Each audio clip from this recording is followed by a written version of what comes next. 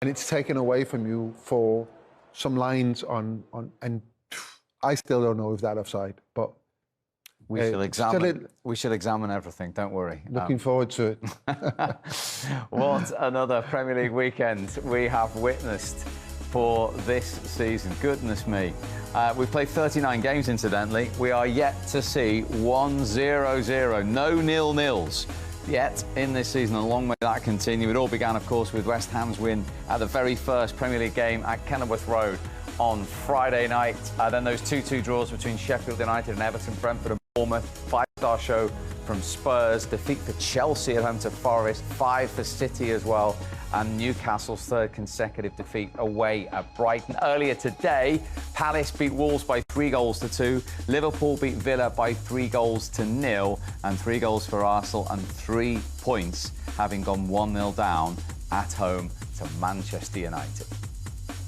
So, of course, there is an international break now, 4 games into the season. Nice little screenshot for City fans, the only side with a 100% record. But Spurs, Liverpool, West Ham and now Arsenal have all started unbeaten with 10 points from 12.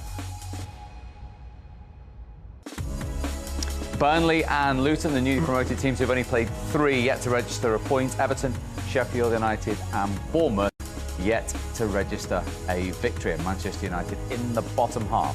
Calm and measured, but the emotions right now must be absolutely spectacular. Yeah, I love it. I love it. I love to win like this. I love these games. I love to play at home. The fans, you know, the atmosphere is unbelievable. So very, very happy and proud of the team as well, you know, to come back in the game and to win, you know, massive game for us. So yeah, very, very happy. The roof absolutely came off at the end, and I saw you go over to the supporters after full time. What is it like sharing that moment with like a big group like that? No, it's the best feeling in the world, honestly. This is what we play for, you know, this feeling, to celebrate with our fans, to give them something back, you know, everything they do for us, how they supported us in each moment, you know, when we go 1-0 down, they keep cheering. And they give us so much energy, so yeah, it's amazing to give them these 3 points back. And actually, the last couple of minutes plus stoppage time felt like a match in itself, didn't it? You lost it and then you won it. Yeah, no, it was mad. Don't know what happened, but we played like, I don't know, 12 minutes. But yeah, Gabi did so good there in the end, and I got the 3rd goal, so yeah, it was good. And you scored a great goal, but I bet it feels about 100 years ago now, doesn't it? Yeah, it was a long one. I think all the games are like this now, you know, with the added times, and yeah, you have to be prepared to play 100 and 105 and 110 minutes, you know. So we have to dig deep every game, but I thought we did brilliant today, and I think we deserved the win as well. And I heard no real time to enjoy it. You got to get straight on the plane for international duty. Yeah, Norway. Straight to Norway now, so yeah, it was going to be good to see the boys there again and keep going there as well. So yeah, excited. Well done, incredible day. Cheers, mate. Thank you. Yeah, his equaliser in the fan. Before we see Declan Rice's big moment, well, I was going to say, can we clear up? Is it possible to clear up whether it was a corner to Arsenal? I think if we're going to be really nitpicking about it, that you look at it and obviously Martin's going to appeal for it, but I'm trying to see. If you can see the trajectory of the ball, then if he's hit somebody, it would start spinning. And I can't see from there whether it can, but whether we can see it from there. But he's instantly. See, the ball looks like it's just moving, and you can't see no spin. And what would happen is that spin would, if it hits something, it just naturally puts top spin on it, and that's why we was thinking, well, you know, you're naturally going to appeal because you want to get the corner. So what are you saying? Was it a corner or not? It didn't seem like I can't clear up whether it's a corner or not. Simple yes or no. Well, I can't see if it's a corner or not. I'm just trying to explain, Peter, why I don't think it is. There's no spin on the ball. So was it a corner? Yes or no? Yeah, probably yeah. Yeah, because you don't want to hear that. So I'm going to tell you what. We can't clear it up. How can you clear it up? You know, but they've given it, and it's the difference, isn't it? That's the margins. Difficult, right? Margin. They are so tight. The offside, is it offside? Is it non-offside? What do you think about the corner? My point is, you know, it's the little things that has this great influence on how the game turns out. Made of it. Yeah. No, I thought Arsenal were the better side in the first half. And Manchester United struggled to play through the pitch. I think they ended up going long on a couple of occasions. It's not really what Erik ten Hag wants to do. He wants to play out from the back. And we've seen them counter-attacking to devastating effect over the years. And that's what they did when Kai Havertz made the mistake of a square pass and that was their main sort of part that they played in that first half. Manchester United. It was a brilliant counter-attack, finished perfectly by Rashford. But in general, it's been Arsenal that have had control of the game. They have, and that's why you had the frustration in which the way Arsenal went behind. Yeah, because it's a mistake. And like I said at the start, Man United, you can't underestimate them simply because of the calibre and quality of player they got. So this is how Man United are playing. This is what they want. They want a counter-attack. It's a poor pass from Kai Havertz across the pitch. And once you get into this situation, you know Rashford wants to come in on the right foot. Somebody maybe should make that adjustment, but they don't make. And it's a brilliant goal.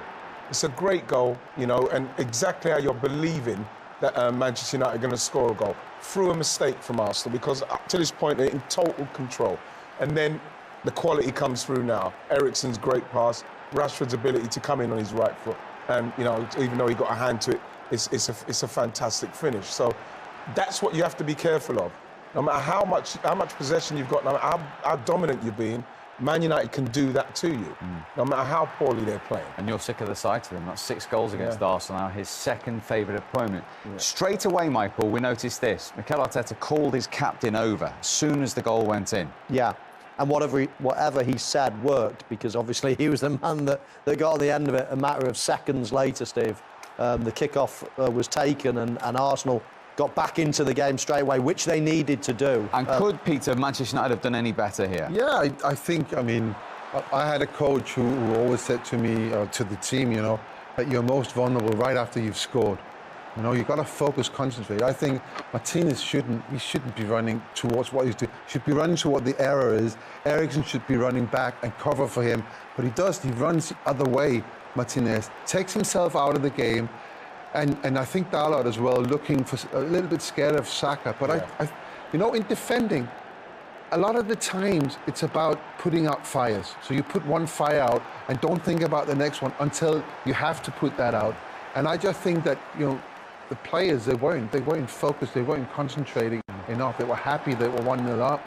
And when you're up against that level of quality, the touch on the left-hand side, the cross in, and of course the ball ending at the feet of Odegaard, who was a fantastic player, well, then you're going to be penalised.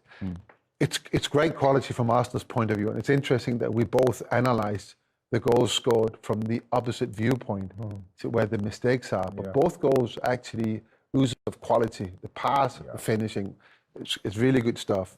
At 0-0, Kai Havertz, what happened? Yeah. You know something, you just want these kind of things to happen for him. He's obviously, with this, Steve, he's taking his eye off the ball. I'm thinking this is what he needs. You know what I mean? He needs to settle himself down. There's a lot of talk about him, but like, for me, it's a great touch, Pete. Mike, it's a great touch. Fantastic, sets him up really well. He's kind of just like, he's just slashed his foot at it instead of just watching it, keep your foot on it. From where you are, any on target, you probably score.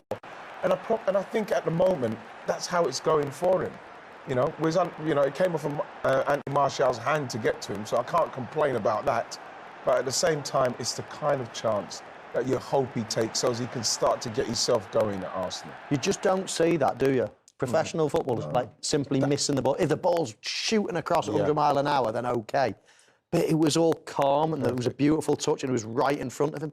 And he missed the ball. I mean, he missed the ball. You just don't see that. I think you said, didn't you? I haven't seen that in, I haven't seen it for a years long and years. time. Yeah, I haven't seen it for a long time. And how do you miss the ball? again, Mike, it's one of those that you're hoping for a new signing, somebody that, you know what I mean, Arsenal fans are still, we're waiting for it to happen for him. That's in this game, scoring that kind of goal kind of takes you to that place. So I'm just hoping that it can happen. He's struggling for confidence, a isn't little bit.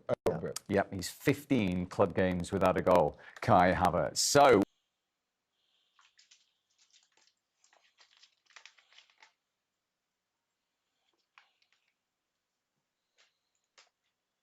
مانشستر يونايتد يعلن صفقة سفيان أمابط. أتم نادي مانشستر يونايتد تعاقد مع لاعب وسط المغربي سفيان أمابط قادما من فيورنتينا في الساعات الأخيرة في فترة الانتقالات الصيفية لموسم 2023-2024.